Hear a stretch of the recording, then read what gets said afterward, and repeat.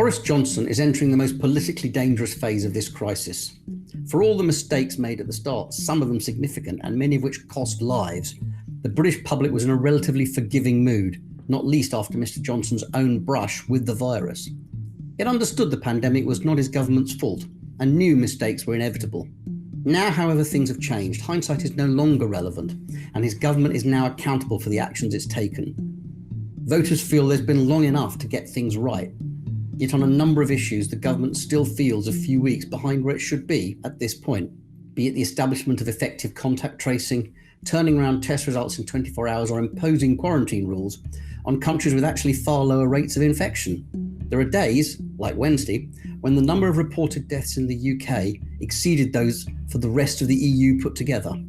At least as important, the Prime Minister is burning up political goodwill at the precise moment he needs as much of the country to be with him as possible.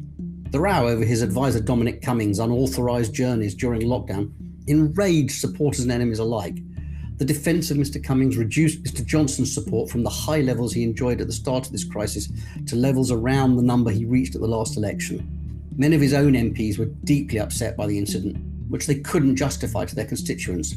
And this week he upset even more MPs by insisting on the most cumbersome approach to the return to Parliament, effectively removing the right to vote from MPs who are shielding and causing hour-long queues to snake round Westminster as MPs lined up to vote. But more important than all that are the steps the country takes now to come out of lockdown.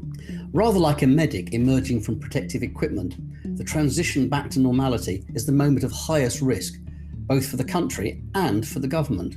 Leave it too late and untold further damage is done to the economy. Jump too fast and the virus could return with force. This is why the contact tracing programme is so crucial to containing the virus.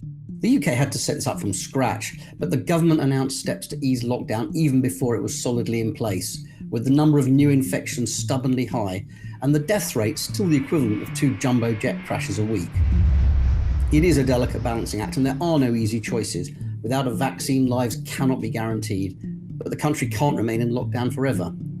And yet it's also clear that Mr. Johnson's own scientific advisors are concerned at the speed of easing, and even more concerned about talk of reducing the 2-metre social distancing rule.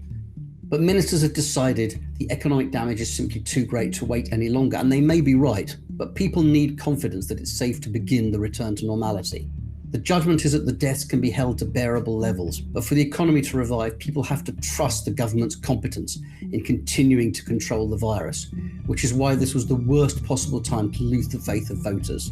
For Mr. Johnson, the pandemic has moved from being primarily a health crisis to being principally an economic crisis. The next few years are going to test the faith in this government, and the hardship and mass unemployment that Britain faces would erode support for any government.